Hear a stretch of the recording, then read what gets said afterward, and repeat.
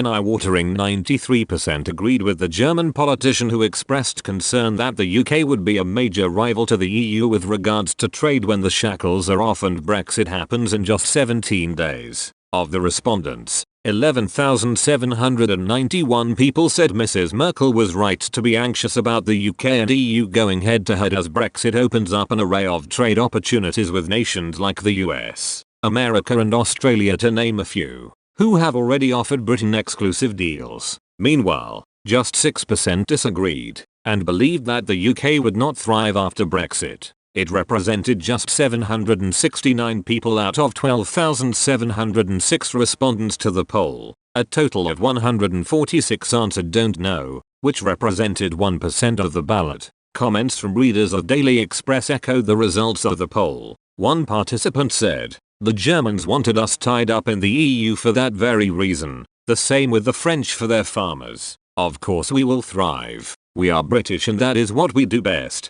Another added, "That's what the EU is afraid of, or thriving Britain setting an example for all the other solvent EU member states. Cue mass exodus." A third added, "No brainer. Of course we'll thrive. We'll soar. British Renaissance. It'll happen even quicker without the whinging SNP holding us back." A fourth commented, "As long as Parliament is purged of anti-democrats, then the UK will more than thrive." Another said, "That's why they have been trying to stop us leaving. They are afraid of what a success we might be." Mrs. Merkel said Britain could join China and the USA as a potential competitor to the EU in the global marketplace. She shared her concerns at a press conference with French President Emmanuel Macron in Paris before the pair attended a working dinner on Sunday evening. Mrs. Merkel warned the EU needed to show what it can achieve post-Brexit. She said, "We will do all this in the knowledge that with the departure of Great Britain, a potential competitor will of course emerge for us.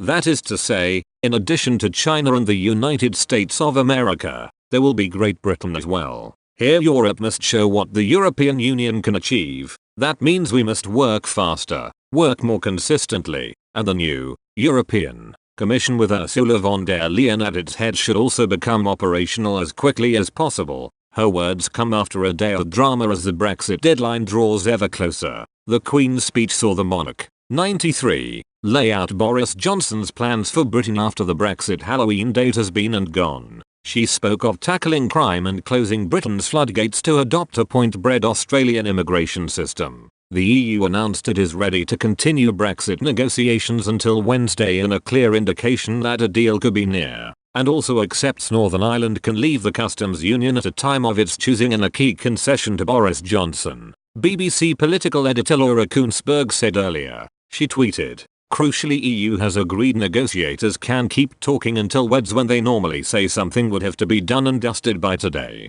Also matters that EU has signalled that I can leave their customs union legally, and that UK has signalled they're open to different ways of doing Stormont Lock. In other words, both sides showing a bit of flex." Mr. Johnson is not minded to accept any further delay however.